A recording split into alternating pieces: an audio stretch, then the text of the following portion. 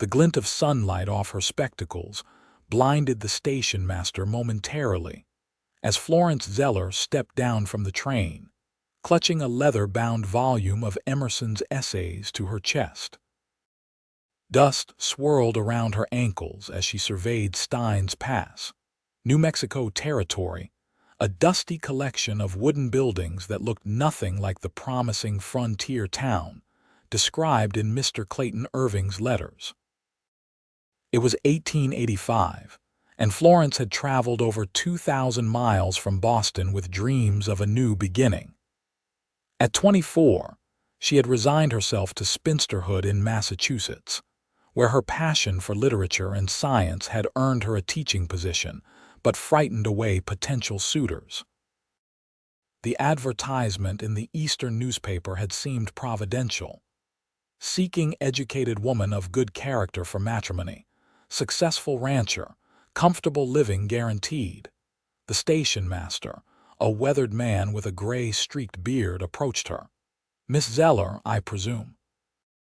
"Mr. Irving asked me to tell you he's been delayed by business in town. He'll be along shortly." He glanced at the book in her hands with mild curiosity. "You can wait in the station office if you'd like. Might be more comfortable than standing in this heat." "Thank you, sir," Florence replied, adjusting her hat. 3 trunks containing her possessions, mostly books, sat on the platform. She followed the station master inside, grateful for the shade. The modest waiting room contained a bench, a pot-bellied stove, and little else. "First time in the territory?" the station master asked, settling behind his desk. "Yes, I've never been west of the Mississippi," Florence admitted. She ran a finger along her book's spine nervously. "Is Mr. Irving well regarded in Stein's Pass?" The station master's expression tightened slightly. "Clayton's a hard-working man, built his ranch from nothing, not much for conversation but honest in his dealings." He cleared his throat. "Though I should mention, miss, folks around here are simple. Not many have had your advantages in education." Florence nodded politely, though her stomach twisted with anxiety. In his letters, Clayton had mentioned wanting an educated wife to help with accounts and correspondence, but had said little about himself beyond practical matters concerning the ranch. The station door banged open, and a man in worn denim and a sweat-stained hat entered. "Got her trunks loaded, John. Where's the—" He stopped abruptly upon seeing Florence. "Miss Zeller, this is Clayton Irving," the station master said. Clayton was not what she expected. His advertisement had described a successful rancher, conjuring images of a distinguished gentleman farmer. The man before her was sunburned and weathered, with calloused hands and wary eyes. He appeared to be in his early 30s, though the harsh frontier life made it difficult to guess with certainty.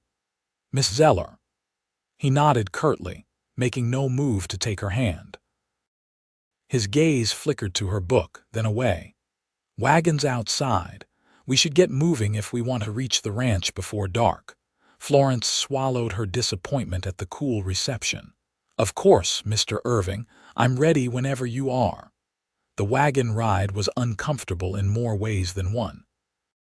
Clayton maintained a stony silence as they traveled the rutted road, responding to Florence's attempts at conversation with grunts or single-word answers. When she commented on the fascinating geological formations they passed, he glanced at her as though she'd spoken Greek. "You always talk like that?" he finally asked. Florence blinked. "Like what, Mr. Irving? Using them big words. Geological formations, regular folks just call them rocks." She felt her cheeks flush. "I apologize if I've offended you. I simply meant no offense taken," he interrupted. "Just noting it's different is all." He flicked the reins, urging the horses faster. "Town's 15 miles behind us now. Ranch is another 10 ahead. You'll meet Mrs. Biggs. She helps with the cooking and cleaning. There's also 2 ranch hands, Torres and Johnson." Florence nodded, trying to quell her growing unease. What had she gotten herself into? The endless landscape of scrub and distant mountains felt alien after Boston's crowded streets. Everything, the dry heat, the vast emptiness, the taciturn man beside her, was so different from the life she'd known. "Your letters mentioned you needed help with accounts," she ventured. "I'm quite proficient with figures and correspondence." Clayton nodded without looking at her. "Ranch is growing. Need somebody who can read and write proper, keep the books in order." "Been doing it myself, but it takes time away from the actual work." "I see," she hesitated. "And your advertisement mentioned marriage." He finally looked at her directly, his expression unreadable. "That's the arrangement, isn't it? You help with the books and household, and I provide a home, food, protection. We get married once you're settled in, unless you've changed your mind already." There was a challenge in his voice that made Florence straighten her spine. "I haven't changed my mind, Mr. Irving. I simply wish to clarify expectations." He nodded once and returned his attention to the road. As the wagon crested a hill, Florence saw their destination at last, a modest ranch house with several outbuildings, nestled against a backdrop of rugged hills. A small creek wound through the property, feeding what appeared to be irrigated fields. In the distance, cattle grazed on the sparse grassland. Adjacent to Clayton's property stood another ranch house, larger and more established looking, with a barn painted a distinctive red. A man on horseback was visible in the distance, moving among a herd of cattle. "That's the Carter place," Clayton said, following her gaze. "Colton Carter, been here longer than most. His father started the ranch 20 years back." Florence watched the distant rider with curiosity. "Are you and Mr. Carter friends?" Clayton's mouth tightened. "Neighbors. He's got more land, more cattle, more of everything. Doesn't mean we aren't civil." Something in his tone suggested the relationship was complicated. Florence filed this information away as they approached the ranch house. It was simple but sturdy, with a covered porch and windows framed by wooden shutters. A woman in an apron stepped out as they arrived. "Mrs. Biggs," Clayton called, pulling the wagon to a stop. "This is Miss Zeller." The woman, plump, gray-haired, with kind eyes, came forward to greet Florence. "Welcome, miss. I've got supper nearly ready and prepared the spare room for you." "Thank you," Florence said gratefully, accepting Mrs. Biggs's help down from the wagon. Her legs were stiff from the long journey. "I'll have the boys bring in your trunks," Clayton said, already unhitching the horses. "Mrs. Biggs will show you around." Once inside, Florence discovered the house was basic but clean, with 4 rooms, a kitchen with a table for dining, a sitting room, Clayton's bedroom, and what would be her room until they married. The thought sent a flutter of anxiety through her stomach. "It's not fancy, Mrs. Biggs said apologetically as she showed Florence to her room, "but Mr. Irving's been working hard to make improvements. Had those glass windows brought in special from Santa Fe last year." Florence set her book on the small dresser. "It's very comfortable, Mrs. Biggs. I appreciate your kindness." The older woman's eyes crinkled warmly. "Been praying he'd find himself a nice wife. Man shouldn't be alone. Though I'll tell you plain, miss, he's not one for book learning. His daddy pulled him from school at 12 to work the family farm back in Texas. He can read and cipher well enough to get by, but—" She trailed off. "I see," Florence said quietly. This explained some of Clayton's discomfort with her vocabulary. "Well, I hope I can be useful to him." "Oh, you will be," Mrs. Biggs assured her. "He needs someone with your skills for the ranch business. And between you and me, he could use someone to smooth his rough edges. Man barely speaks 3 words together most days." At dinner, Florence tried again to engage Clayton in conversation, asking about the ranch operations, the local community, anything to establish a connection. His responses remained minimal, and when she mentioned her previous teaching experience, his expression clouded. "Didn't know you were a teacher," he said, frowning slightly. "Yes, for 3 years at a girls' academy in Boston.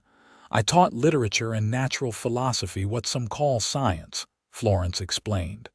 "I enjoyed it very much, though the salary was modest." Clayton pushed his plate away. "Don't need teaching out here.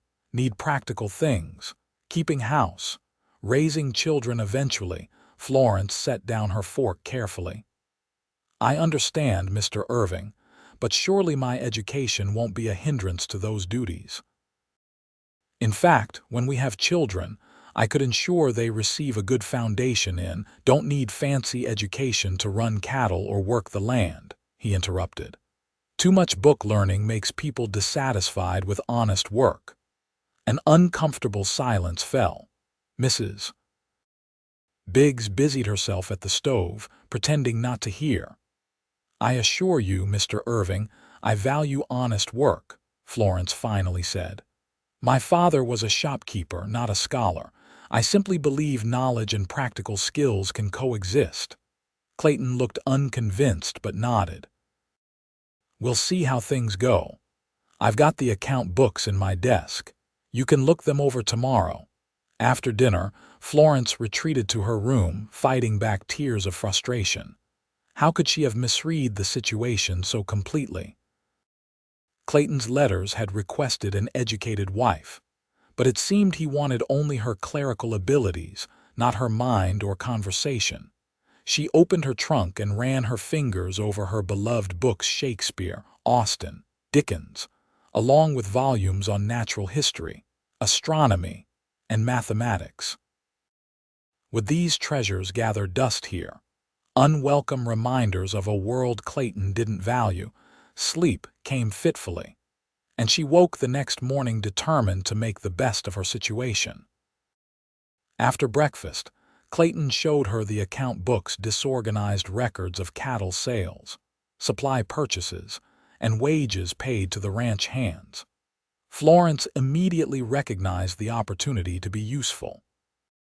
"With your permission, I could create a more systematic method of record keeping," she suggested. "It would make it easier to track profits and losses." Clayton seemed relieved. "Do what you think best.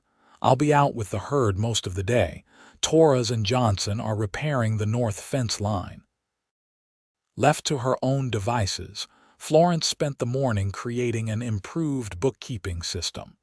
Mrs. Biggs brought her tea and commented approvingly on her neat handwriting. "Mr. Irving may not say it, but he's grateful for your help," the older woman said. "He's been worried about the ranch finances. Cattle prices are down and he's trying to expand at the same time." "Is that why he's been so?" Florence searched for a diplomatic word. "Gruff," Mrs. Biggs supplied. "Partly. Also, that's just his way, never been one for socializing. His mother died young and his father was even less talkative than he is." She lowered her voice. "And there's the competition with Colton Carter, been going on for years." "What sort of competition?" "Colton's ranch is bigger, more established. His father was one of the first settlers here, got the best land. Clayton's always felt he has to prove himself, especially after." She hesitated. "Well, there was a business deal a few years back. Clayton felt Colton took advantage, though Colton claims everything was fair. Men around here take such things seriously." Florence was pondering this information when the sound of hoofbeats approached the house. Mrs. Biggs peered out the window. "Well, speak of the devil, that's Colton Carter now." Florence moved to the window. The man dismounting from a magnificent chestnut stallion was tall and broad-shouldered, with sun-streaked brown hair visible beneath his wide-brimmed hat. Unlike Clayton's perpetual frown, his expression was open and friendly as he greeted Mrs. Biggs at the door. "Morning, Mrs. Biggs." "Clayton around. One of his calves wandered over to my south pasture. Thought he'd want to know." "He's out with the herd, Mr. Carter," Mrs. Biggs replied. but you can meet our new arrival. This is Miss Florence Zeller, come all the way from Boston to marry Mr. Irving." Florence felt her cheeks warm as Colton Carter's gaze turned to her. His eyes were a striking blue against his sun-bronzed skin. "Miss Zeller." He removed his hat, revealing the full effect of his handsome features. "A pleasure to meet you. Welcome to New Mexico territory." "Thank you, Mr. Carter." She extended her hand, which he shook with a gentle firmness. "It's very kind of you to deliver news about the calf." "Just being neighborly," he replied with a smile that transformed his face.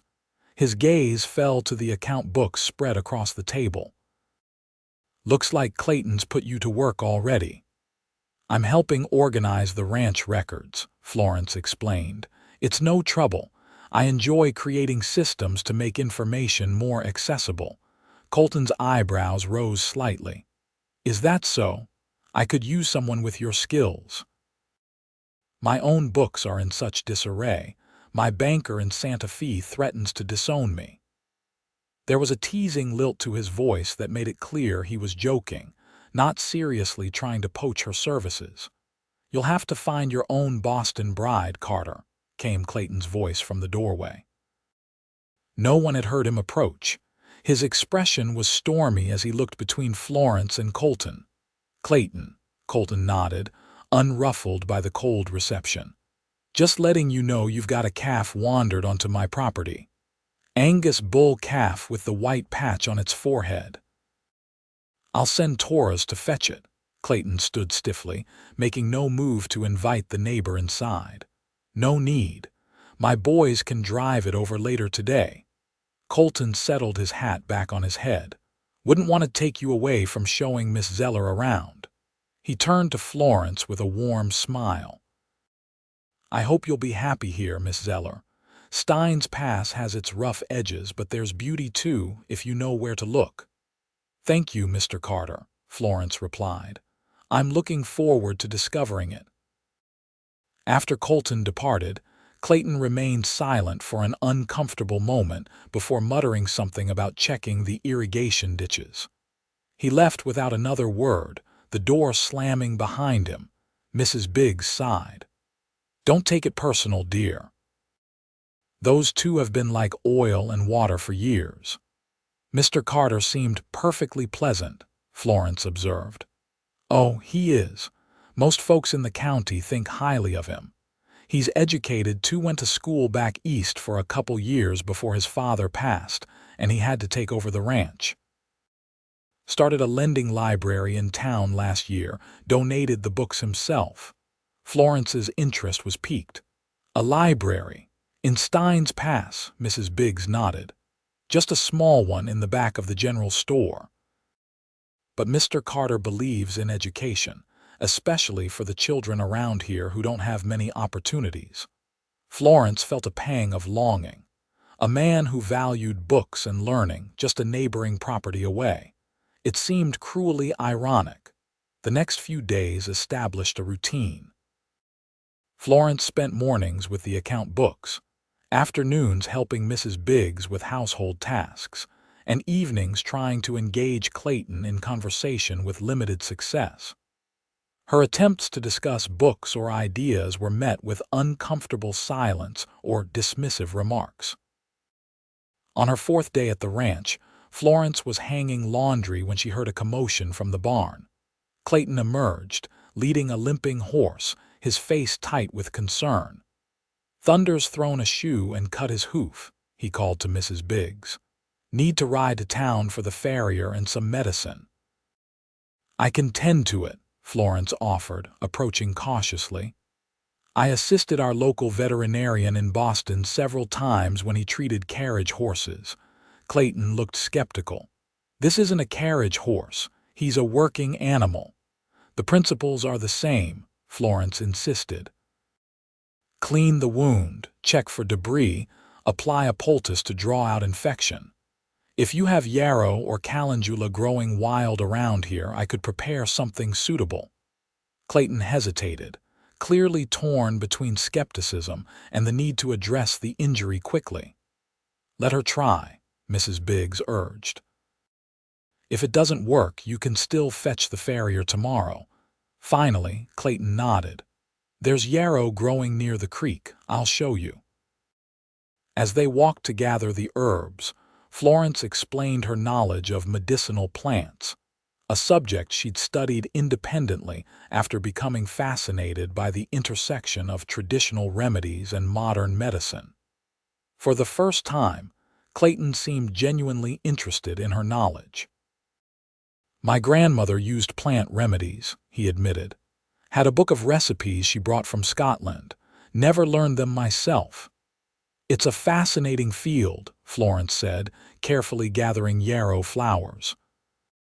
"Indigenous peoples have developed sophisticated botanical knowledge over generations, much of which is only now being studied by conventional medicine." To her surprise, Clayton asked several thoughtful questions as they returned to the barn.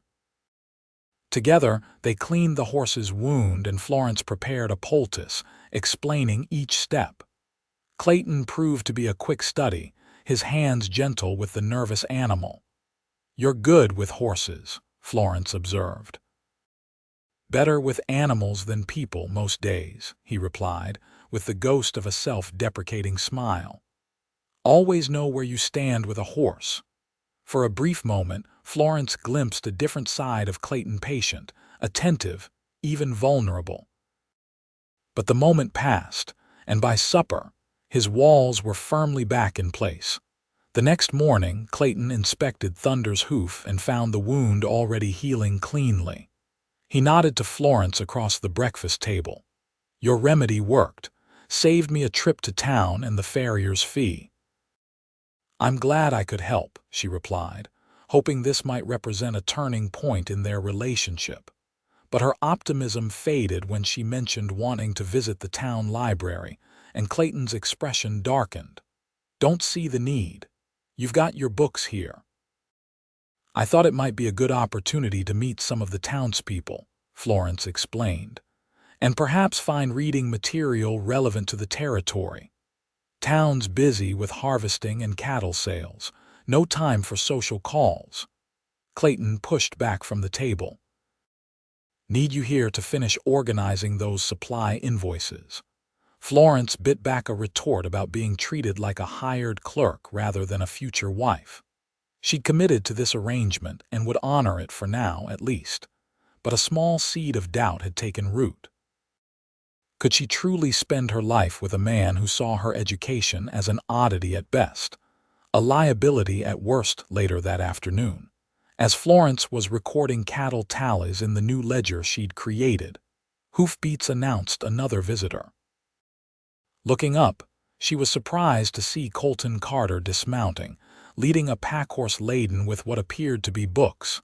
Clayton was nowhere in sight, having ridden out to the north pasture after lunch. Mrs. Biggs greeted Colton at the door. "Afternoon, Mrs. Biggs. I've brought those medical texts I mentioned to Clayton last month, the ones about cattle diseases. Figure they might be useful with that strange sickness that hit both our herds last spring." His gaze fell on Florence and his expression brightened. "Miss Zeller, good to see you again." Florence found herself smiling genuinely for the first time in days. "Mr. Carter, what an interesting coincidence. I was just recording information about the cattle." Colton set a wooden crate of books on the porch. "These are reference volumes from my personal collection. Thought they might be helpful for both our ranches." He hesitated. "I know Clayton's not one for reading, but with your background." "That's very thoughtful," Florence said, moving to examine the books. Her eyes widened at the titles: Comprehensive Guides to Animal Husbandry, Veterinary Medicine, and Agricultural Techniques. "These are excellent references." "They've saved my herd more than once," Colton said. "Knowledge is the best investment a rancher can make, next to good land and stock." Mrs. Biggs cleared her throat. "Mr. Irving should be back soon. Would you care to wait, Mr. Carter? I've coffee brewing." "I don't want to impose," Colton replied, though Florence noticed he made no move to leave. "But I did want to mention, Miss Zeller, that the town library receives new volumes from back east next week. Nothing like what you're probably used to in Boston, but we try to keep current with literature and scientific journals. Florence's interest was immediate. Scientific journals, out here. I subscribe to several and donate them after reading, Clayton explained. Natural philosophy was my favorite subject during my time at university. Mine as well, Florence exclaimed. I've been reading about Darwin's theories and the new discoveries in geology. The formations in this region must be of tremendous scientific interest. Clayton's face lit up. They are indeed. I've collected fossils from several locations nearby. Ancient sea creatures, if you can believe it, here in the desert. Marine fossils would suggest this entire region was once underwater, Florence said eagerly. The geological implications are fascinating. They were deep in conversation about the territorial geology when Clayton returned, his boots heavy on the porch steps. He stopped short at the sight of Clayton seated at his kitchen table, engaged in animated discussion with Florence. Irving, Clayton acknowledged, standing promptly. Brought those veterinary texts I mentioned. Thought they might help with prevention if that cattle sickness returns. Clayton's gaze moved from Clayton to Florence, then to the books. Appreciate the thought, he said stiffly, but we're managing fine. Of course, Clayton replied smoothly. Just being neighborly. Miss Zeller and I were discussing the geological history of the territory. Did you know there are marine fossils in the hills just north of your property?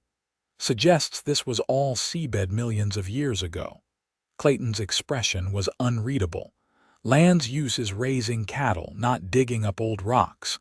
An awkward silence fell. Clayton cleared his throat. Well, I should be on my way. Good to see you again, Miss Zeller. Mrs. Biggs, thank you for the coffee. After he departed, Clayton stood silently for a long moment. Then, without a word, he carried the crate of books into the house and set it in the corner of the sitting room. These might be useful, he said tightly. You can look them over when you've finished with the accounts. Florence recognized the concession for what it was, a small gesture toward acknowledging her interests, even if he didn't share them. Thank you, Clayton. I appreciate that. That night, Florence lay awake thinking about the contrasts between the two men. Clayton was hardworking and honest, but his view of the world and of her place in it was narrowly defined by practical necessity. Clayton, with his easy manner and intellectual curiosity, represented a different possibility, one that honored both practicality and the life of the mind. But she had made a commitment to Clayton. And despite his limitations, she glimpsed moments of something deeper: his gentleness with the injured horse, his quiet determination to build something lasting in this harsh landscape. The next morning at breakfast, Clayton surprised her. Thought we might ride into town tomorrow. Need supplies and, he hesitated, figured you might want to see that library Carter mentioned. Florence looked up, startled by the unexpected offer. I would like that very much, thank you, he nodded, avoiding her eyes. Need to show you around town anyway. People should meet the woman I'm going to marry. The ride into Stein's Pass the following day gave Florence her first real glimpse of the community. The town was small but bustling, with a main street featuring a general store, saloon, blacksmith, small hotel, and a few other businesses. People nodded respectfully to Clayton as they passed.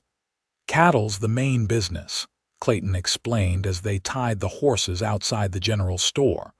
But there's mining in the hills too, towns growing every year.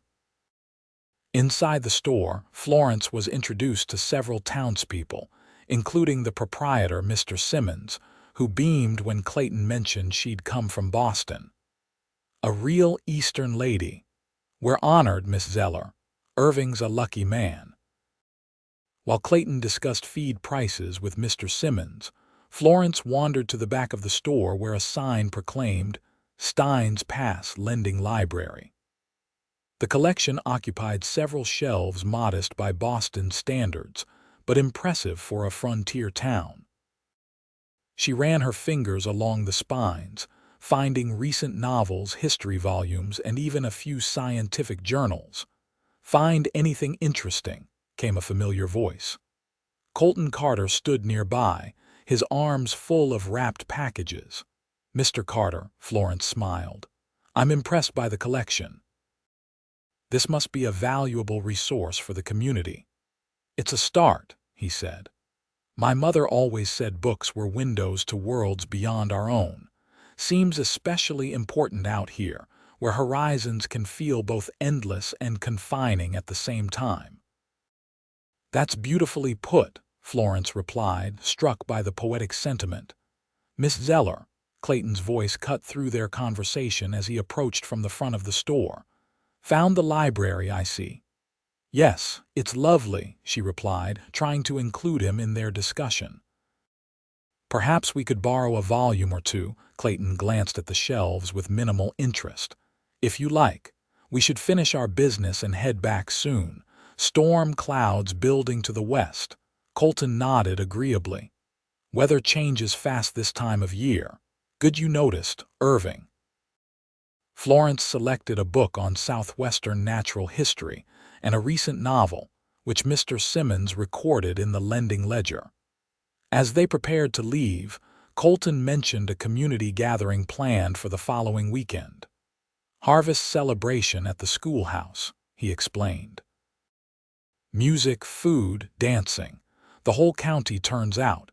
You both should come. Good way for Miss Zeller to meet everyone." Clayton hesitated, but Florence touched his arm gently. "It sounds wonderful. I'd love to attend if you're willing."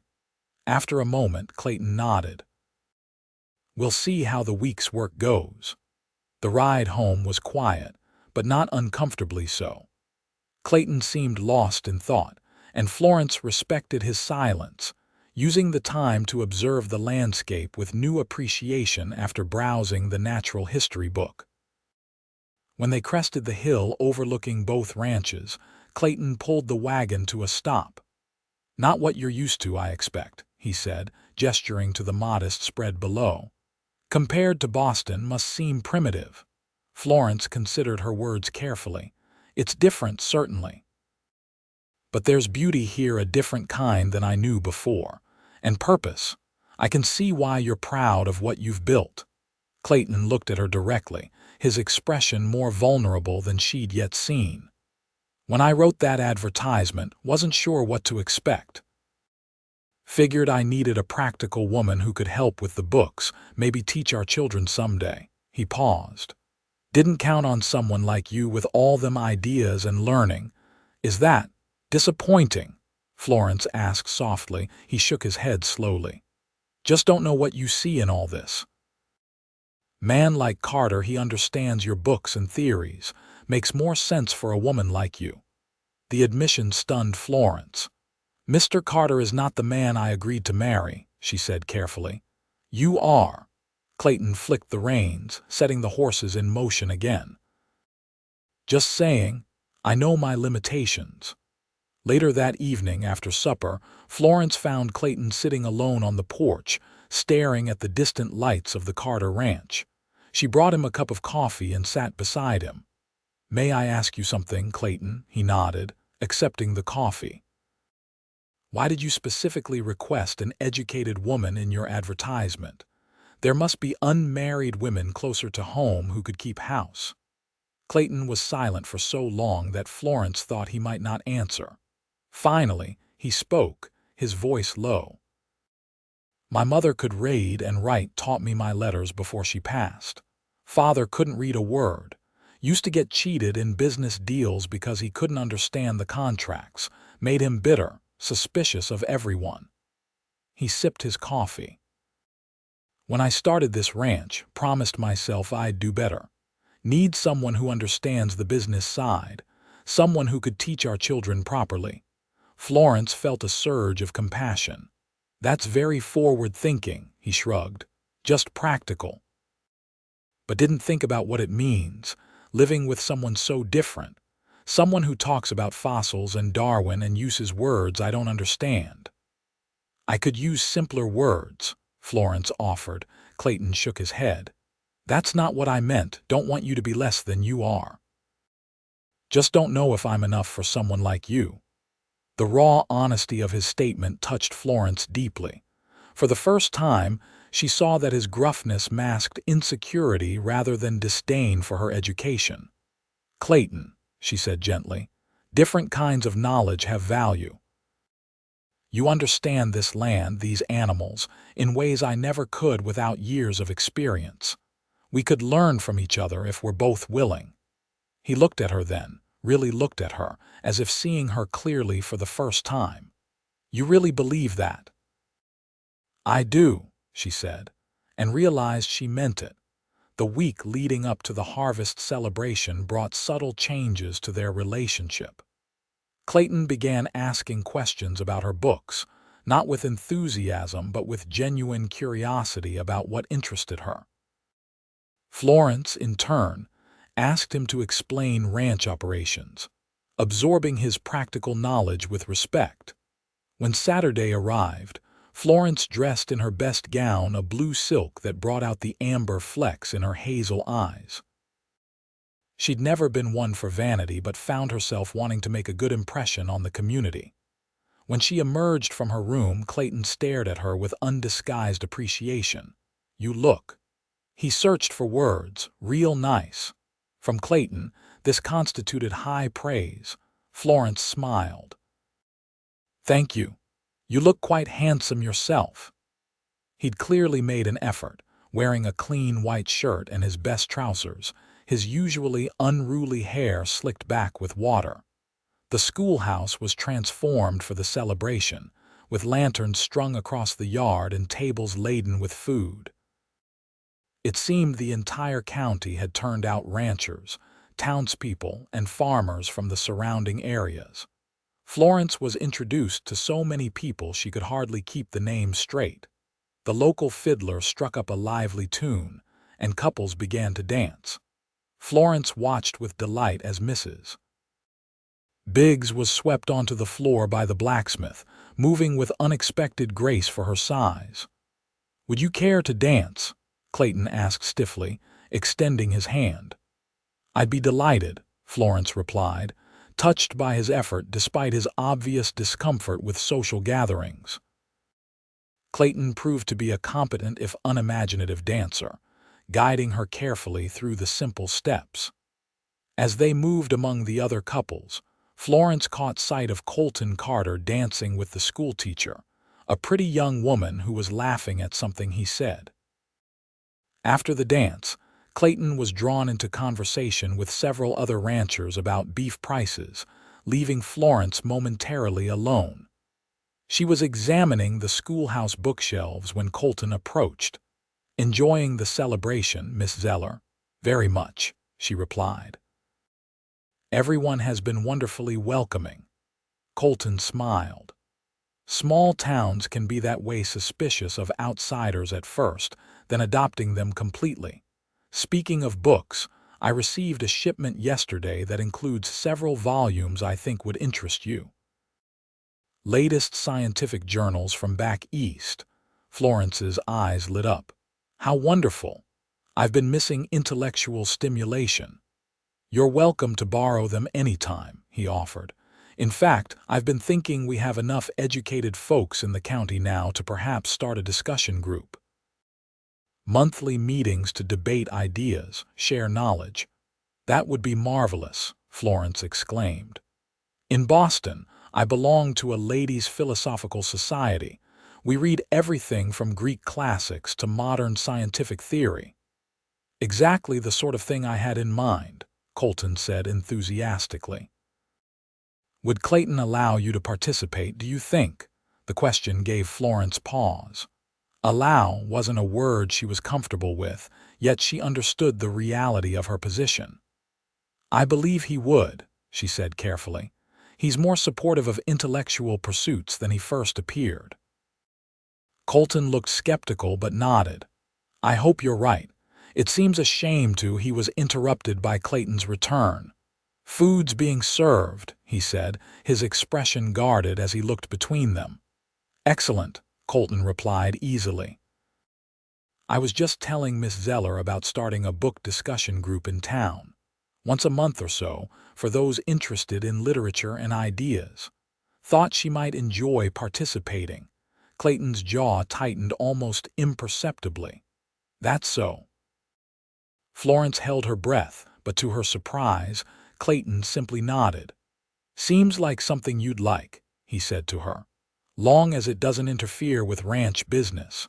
The simple acceptance, grudging though it might be, represented significant progress.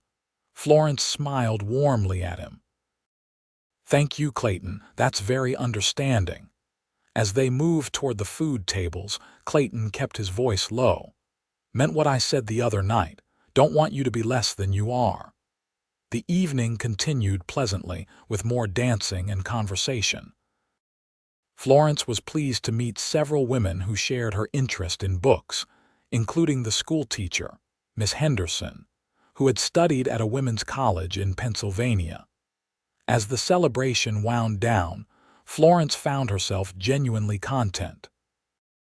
The community was more vibrant and intellectually diverse than she'd initially feared. And Clayton, for all his limitations, was making a genuine effort to understand and accommodate her needs.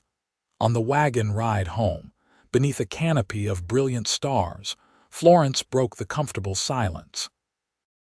"I enjoyed meeting everyone tonight. Thank you for taking me." Clayton nodded.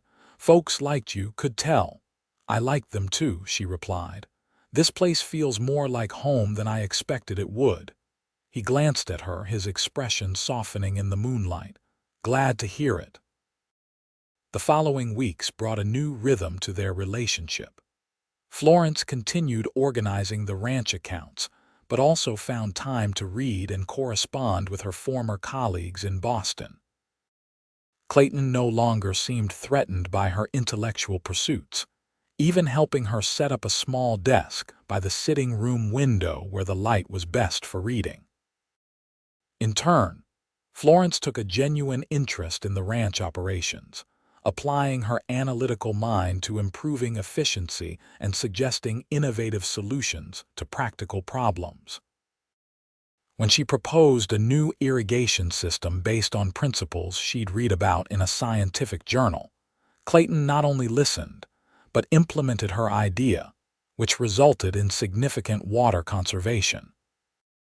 The first meeting of the Steins Pass Literary Society, as Colton had grandly named it, took place at the schoolhouse on a Tuesday evening. 8 people attended: Florence, Colton, the schoolteacher, the doctor, the newspaper editor and his wife, the bank manager, and to everyone's surprise, Clayton. "Didn't know you were interested in books, Irving," the newspaper editor commented as Clayton took a seat beside Florence. Clayton shrugged. "Figure I should know what my future wife is talking about sometimes."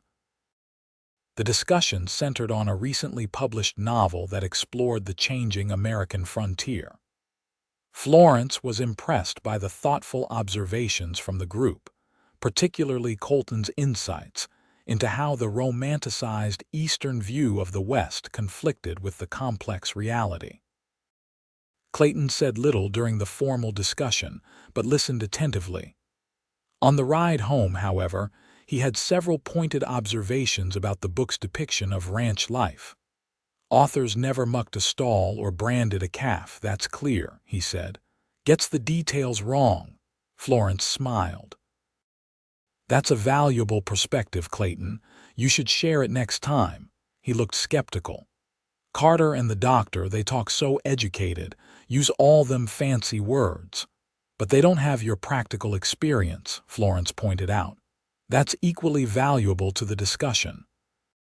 "Knowledge comes in different forms, remember." Clayton considered this, then nodded slowly. "Might speak up next time, then." As autumn progressed into early winter, subtle changes continued in their relationship.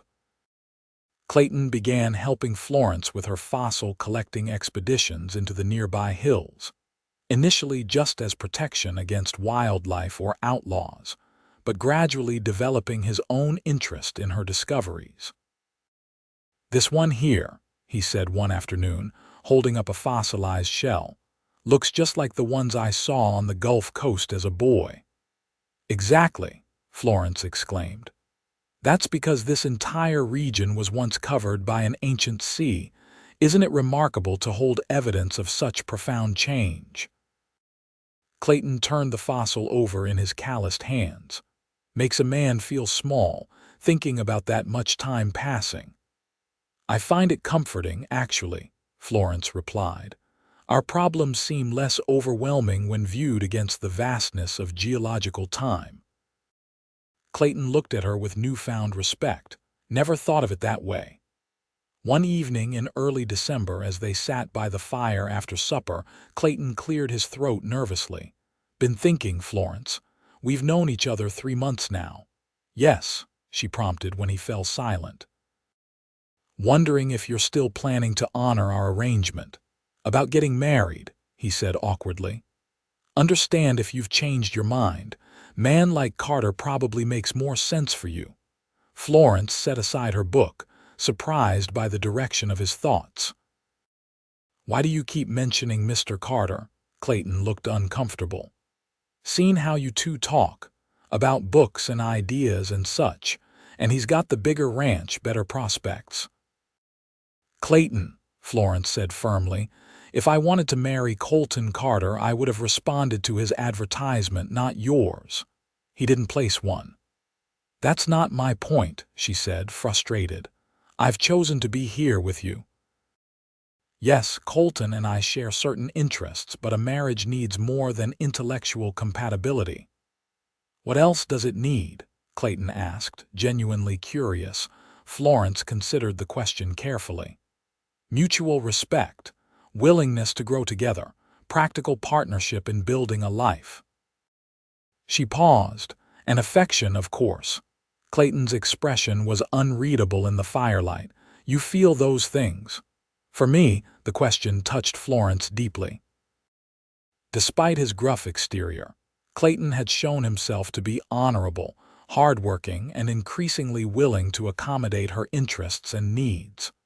Over the months, she'd come to appreciate his dry humor, his quiet competence, his gentle way with animals. The initial attraction she'd felt toward Colton had faded into friendly regard, while her feelings for Clayton had deepened into something more meaningful.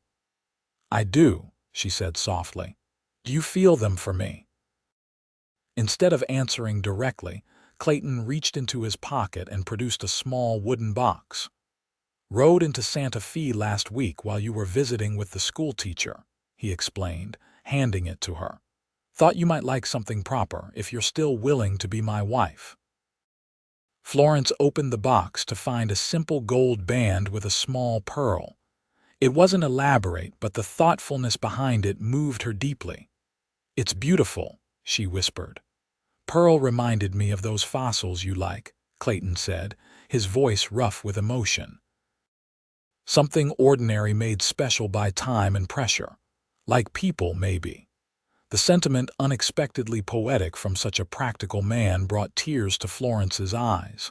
"That's a lovely thought, Clayton. Not as educated as Carter," he continued, "and never will be, but I'm learning.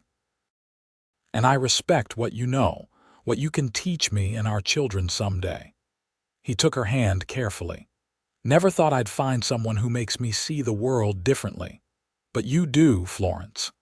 It wasn't a conventional declaration of love, but to Florence, it was perfect in its honesty. "I would be honored to be your wife," she said, her voice steady despite her emotions. "Not because of any arrangement or advertisement, but because of who you've shown yourself to be." They were married 2 weeks later in the Steins Pass Church, with the entire community in attendance. Mrs. Biggs wept openly, and even the ranch hands dressed in their Sunday best for the occasion. Colton Carter attended with genuine good wishes, having developed a respectful friendship with Clayton through their literary society meetings. Winter settled over the ranch, bringing quiet evenings by the fire when Florence would read aloud from her books while Clayton whittled or mended tack. Sometimes he'd ask questions about the material. Other times he'd simply listen, absorbing the words and ideas at his own pace. By spring, Florence had fully integrated herself into both the ranch operations and the community. She began teaching reading and basic science at the schoolhouse one afternoon a week, with Clayton's full support. He'd even built shelves in their bedroom to accommodate her growing collection of books and geological specimens. One evening, as they sat on the porch watching the sunset, Clayton put his arm around her shoulders. "Got a letter from the cattle broker today," he said. "Prices are up.